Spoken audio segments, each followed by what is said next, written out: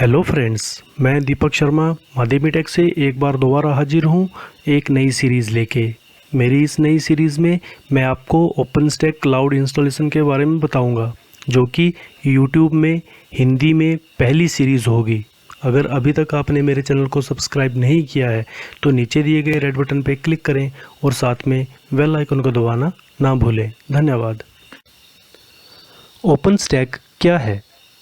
OpenStack एक free open source cloud computing platform है जो कि दोनों सार्वजनिक और निजी दोनों क्लाउड में infrastructure as a service provide किया जाता है, जहां वर्चुअल मशीन्स व अन्य संसाधन उपयोगकर्ताओं यानी यूज़र्स को प्रोवाइड किए जाते हैं। ओपनस्टैक में मोस्टली यूज़ होने वाले कंपोनेंट्स कौन कौन से हैं? कीस्टोन,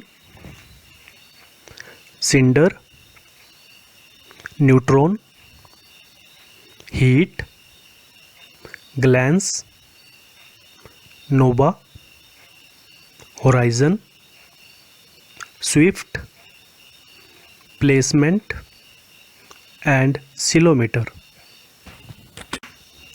ओपनस्टैक के लिए हार्डवेयर रिक्वायरमेंट्स।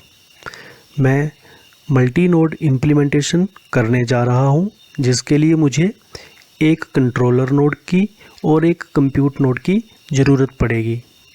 कंट्रोलर नोड के लिए minimum 2 core CPU, 8 GB RAM, 100 GB storage और 2 NIC कार्ड।